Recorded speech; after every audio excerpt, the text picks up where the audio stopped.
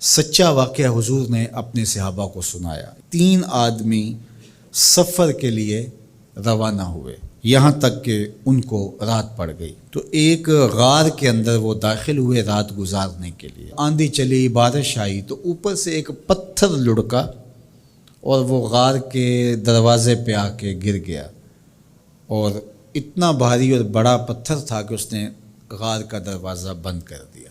انہوں نے آپس میں بات کی اور کہا، تم اس غار میں پھنس گئے ہو، اب یہاں سے نکل نہیں سکتے مگر یہ کہ تمہارے وہ عمل جو محض اللہ کی رضا کے لیے تم نے کیے ہیں، ان اعمال کا وسیلہ دے کے اللہ سے دعا مانگو۔ ان میں سے ایک آدمی نے کہا، اللہ میرے ماں باپ بوڑھے تھے، اور میں جب بھی بکریاں چرا کر کے آتا تو میں دودھ دو کر کے سب سے پہلے اپنی ماں کو اور اپنے باپ کو پیش کرتا۔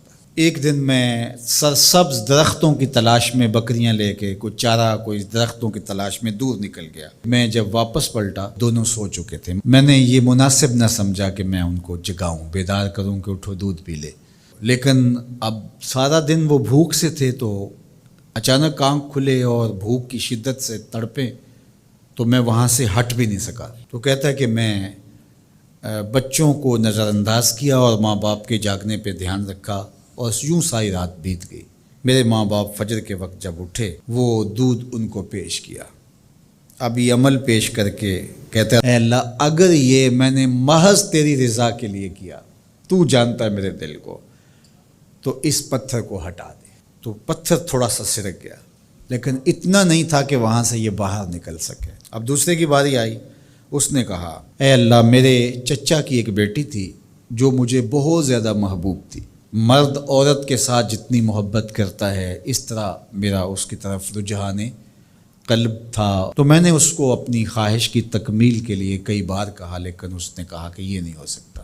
اور پھر ایک دن حالات نے اس کو مجبور کر دیا، فاقہ زدہ حالات ہو گئے، غربت آ گئی، تو اس نے مجھ سے اپنی حاجت طلب کی، تو میں نے اس کو 120 دینار دیے، لیکن اس شرط پہ کہ تم اپنا جسم میرے سپرد کرو گی۔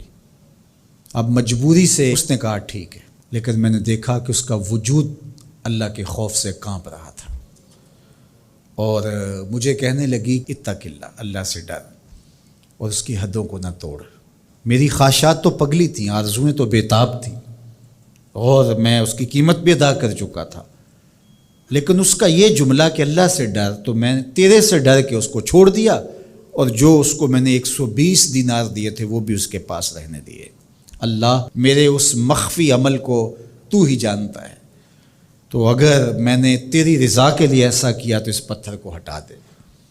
تو پتھر تھوڑا سا ہٹ گیا، سوراخ تو زیادہ ہو گیا، لیکن ابھی بھی وہاں سے گزرنا ممکن نہیں تھا۔ اب تیسرے نے کہا، اے اللہ میں مزدوروں سے کام لے رہا تھا اور ان کی مزدوری میں نے دے دی، ایک مزدور بتائے بغیر چلا گیا، تو میں نے کیا کیا کہ اس کے مزدوری کے پیسے کاروبار میں لگا دیے، کاروبار میں برکت ہوئی، اور بہت زیادہ وہ کاروبار جو اس کی مزدوری سے شروع کیا گیا تھا پھیل گیا۔ تھوڑی سی مزدوری تھی لیکن کاروبار بہت پھیل گیا۔ اب میں اس کے اندر کچھ ایک آنا ٹگا نہیں لیا۔ ایک عرصے کے بعد وہ شخص آیا، اس نے کہا مجھے میری مزدوری دے۔ تو میں نے کہا یہ بکریاں، یہ بھیڑیں، یہ اونٹ، یہ غلام، یہ نوکر چاکر، یہ سب کچھ ہے، یہ تیری مزدوری ہے۔ تو اس نے کہا میرے ساتھ مذاق نہ کر، وہ میں تو مزدوری کے وہ چند جو لینے آیا ہوں، اور آپ کہتے ہیں یہ سب کچھ تیرا ہے۔ تو اس نے ساری صورتحال بتائی، تو اس نے وہ ساری بکریاں، وہ سارے اونٹ، ساری گائے اور سارے غلام ہانکے اور چل دیا۔ کہا اے اللہ اگر یہ عمل میں نے تجھے راضی کرنے کے لیے کیا تھا تو پتھر کو ہٹا دے۔ تو حضور نے فرمایا وہ پتھر ہٹ گیا اور یہ چلتے ہوئے باہر آ گئے۔ جب اللہ کی رضا کے لیے کام کیے تو مشکلوں سے نکلنے کے راستے ملتے۔ ایک روایت میں آتا ہے، جو آسانی کے وقت اللہ کو فراموش نہیں کرتا، اوکھے ویلے اللہ اس کو فراموش نہیں کرتا۔ ہم تو کسی مصیبت میں پھنسے تو چالاکیاں کرتے ہیں، کوئی چالاکی، کوئی مکر کہ اس سے نکلیں، تو مصیبت میں پھنسیں تو دعا کے لیے ہاتھ پھیلا لیں اور اچھے اعمال کا اللہ کی بارگاہ میں وسیلہ پیش کریں. تو زندگی میں ایسا ذخیرہ اعمال کا جمع کرو کہ جب مشکل بنے تو ان اعمال کا وسیلہ پیش کر کے مشکلات سے نکلنے کا راستہ